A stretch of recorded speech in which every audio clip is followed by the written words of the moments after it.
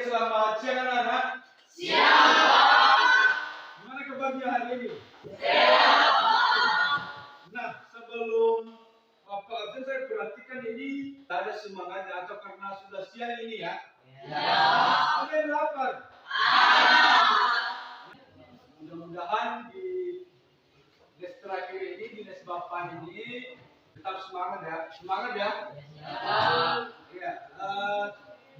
Sudah masuk semua ya? Atau ada yang masih di luar lagi? Dengarkan namamu ya, dan dijawab nanti. Bunyi tangannya nanti. Alfianus dalam Banua. Christine Zega. Julisa Prianto Dendat. Nah, sebelum kita memulaikan kegiatan pembelajaran kita pada hari ini, siapa yang memimpin kita dalam doa? Siapa ketua kelas? Siapa yang memimpin kita? Si Nini, ya silakan si Nini.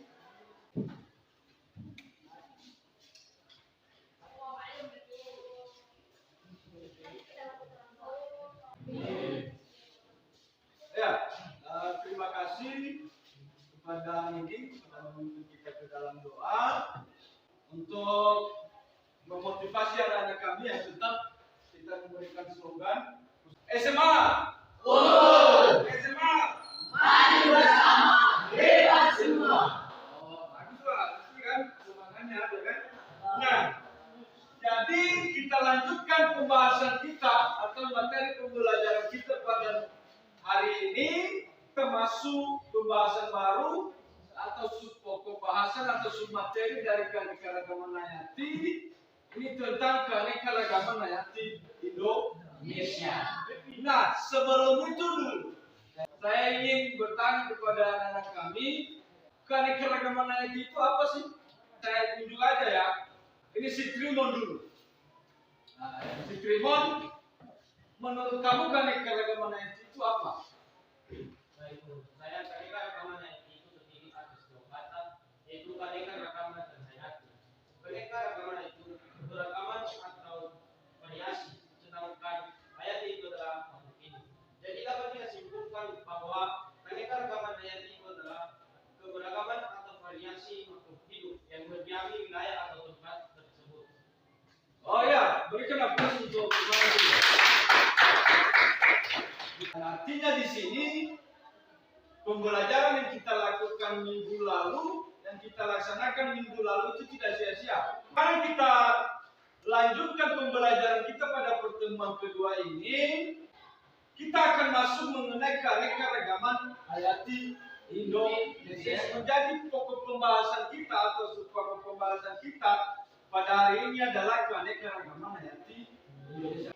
Yang menjadi tujuan pembelajaran yang akan kita capai bersama pada pokok pembahasan keanekaragaman hayati Indonesia ini ada dua, ya, menentukan jenis-jenis fauna, ya, berdasarkan garis wilayah dan lebar. Kedua, mengelompokkan flora dan fauna berdasarkan garis wilayah dan garis lebar. Keanekaragaman hayati Indonesia sudah Bapak sampaikan minggu lalu dan sempat disampaikan oleh teman-teman kemarin bahwa negara Indonesia merupakan negara yang sering dijuluki dengan negara mega diversity atau mega biodiversity.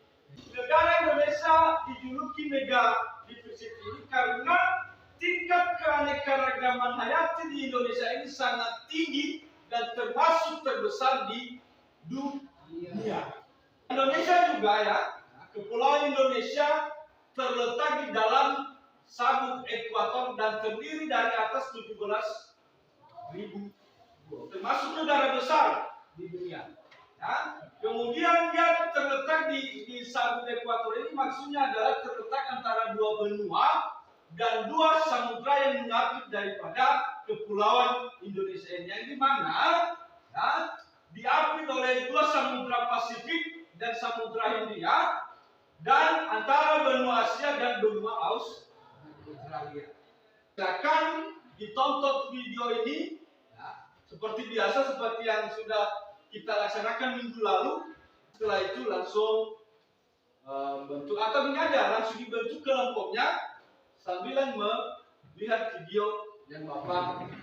Silakan dibentuk kelompoknya masing-masing. Nah, silakan perhatikan videonya. Pertanyaannya. Assalamualaikum warahmatullahi wabarakatuh beserta upaya pelestariannya. Kita akan membahas tentang persebaran flora dan fauna di Indonesia beserta upaya pelestariannya. Seperti yang kalian tahu, Indonesia itu disebut sebagai mega biodiversitas karena memiliki tingkat keanekaragaman yang tinggi ya, baik dari flora maupun faunanya. Dan perlu kalian tahu bahwa diperkirakan hampir 30% spesies yang ada di bumi ini terdapat di Indonesia, walaupun memang penyebarannya tidak merata di seluruh pulau. Jadi mulai dari Selat Lombok ya ke utara hingga Selat Sulawesi dan Filipina Selatan. Jadi kenapa sih perlu dipisah? Ternyata berdasarkan pengamatan bahwa fauna yang ditemukan di Pulau Lombok itu berbeda dengan fauna yang ada di Pulau Bali ya. Meskipun secara geografis sebenarnya letak antara kedua lokasi itu kan sangat berdekatan. Nah, garis Welles ini memisahkan jenis fauna Indonesia bagian barat atau daerah oriental dengan bagian timur atau daerah Australia. Nah, daerah oriental sendiri meliputi ada Sumatera, Jawa, Bali, Kalimantan, dan Madura. Sementara itu, daerah Australia meliputi Sulawesi, Papua, dan pulau-pulau di sekitarnya. Nah, selanjutnya ada ahli zoologi yang lain, yaitu adalah Max Wilhelm Carl Weber yang menemukan perbedaan yang kontras ya, bahwa fauna yang ada di Pulau Sulawesi itu berbeda dengan fauna yang ada di Kepulauan Maluku dan Papua ya. Sehingga Weber membuat garis khayal lagi ya yang dinamai garis Weber. Jadi garis Weber ini berada di sebelah timur Sulawesi ya, memanjang ke arah utara hingga ke Kepulauan Aru ya. Sehingga garis Weber memisahkan fauna Indonesia bagian timur dan tengah ya. Oleh karena itu Sulawesi merupakan wilayah peralihan yang memiliki hewan-hewan peralihan antara wilayah oriental dengan wilayah Australia. Sebenarnya ada satu lagi yaitu garis Lydekker yang dikemukakan oleh Richard Lydekker. Nah, garis Lydekker ini merupakan garis khayal yang digunakan sebagai batas paling barat dari fauna tipe Australia ya, dan juga memisahkan antara daerah Wallacea dengan Australia dan Papua Nugini di sebelah timur. Nah, sehingga persebaran fauna di Indonesia bisa kita bagi menjadi 3 tipe ya. Yang pertama adalah fauna daerah oriental. Nah, daerah oriental sendiri ini ya, tadi sudah saya jelaskan, meliputi Pulau Jawa, Bali, Sumatera, dan Kalimantan. Ya, agar kalian lebih paham lagi, ya, ciri khas dari fauna di daerah oriental, yang pertama adalah banyak mamalia yang berukuran besar, ya. Kemudian terdapat berbagai jenis kera. Kemudian juga ada burung-burung itu berwarnanya biasanya kurang menarik ya, tetapi memiliki suara yang merdu.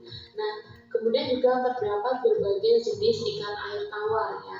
Contohnya itu misalkan gajah Sumatera, kemudian ada orangutan Sumatera, ada orangutan Kalimantan, ada jalak Bali ya, kemudian ada alam-alam dari putih ya, dan sebagainya.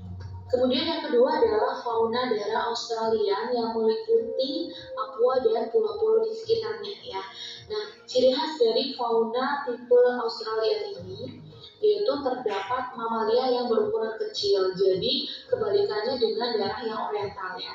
Kemudian banyak sekali hewan berkantong dan tidak ditemukan adanya spesies kera. Dan juga untuk burungnya biasanya berwarna-warni, namun suaranya itu kurang merdu ya. Contohnya misalkan ada kanguru pohon, ada kuskus, ada landak Papua ya. Kemudian ada burung cendrawasih misalnya.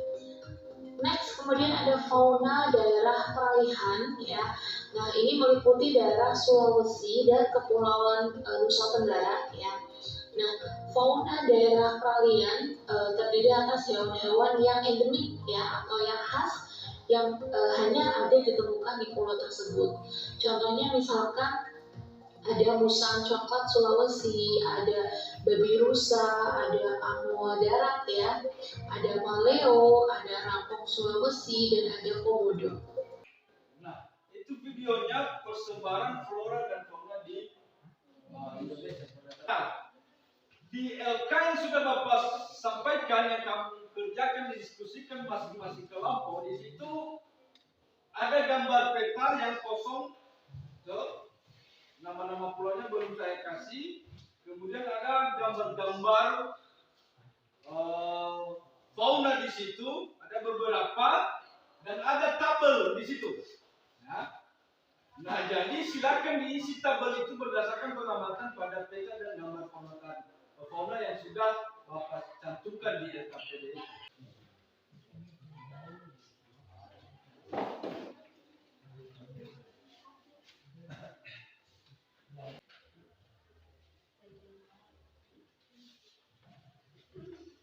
Ayo kita mulai dari kelompok 4 dulu. Baik, di sini saya akan mempresentasikan hasil kelompok kami. Nah, di sini kami sudah menjawabnya, dan yang menjadi pertanyaan pertama yaitu berdasarkan gambar fauna di atas, lengkapilah tabel di bawah. Dan tabel itu dia mengisi nama fauna tipe oriental, itu fauna tipe perairan, dan fauna tipe australis. Dan di sini kami sudah menjawabnya. Fauna di tipe oriental itu dibagi oleh garis lines. Yang contoh faunanya itu ada orangutan atau primat, dan ada juga harimau. Dan di fauna di tipe peralihan itu contoh faunanya seperti komodo, tapir, ekanoa. Dan di tipe fauna tipe australis itu dibagi oleh garis lines, dan contoh faunanya di situ ada kuskus dan burung cendrawasih. Sekian dari kami. Kalau ada pertanyaan dari teman-teman, Disilakan. Artiaman. Ya. Jadi pertanyaan saya di sini tadi dari kelompok 4 menjelaskan bahwa dengan keragaman di Indonesia itu tinggi. Jadi pertanyaan saya di sini, apa kegiatan manusia yang menyebabkan turunnya keragaman hayati di Indonesia? Akan jelaskan Artiaman. baik, saya kami menjawab pertanyaannya.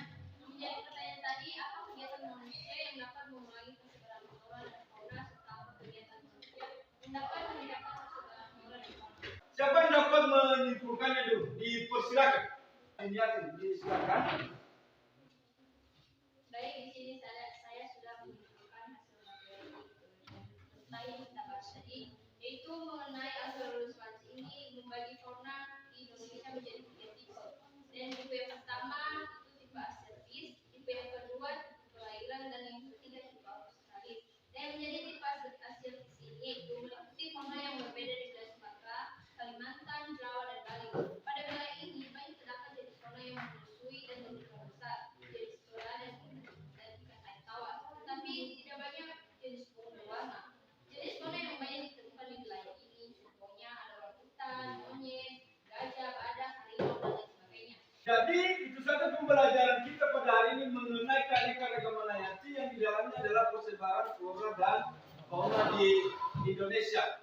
Kemudian tugas minggu lalu yang sudah Bapak pesankan silakan dikumpulkan sekarang.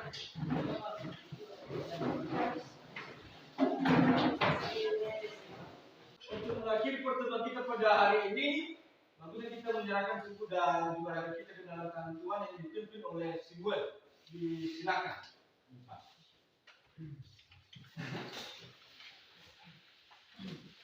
Baik, kita pulang. Kita tidak pulang.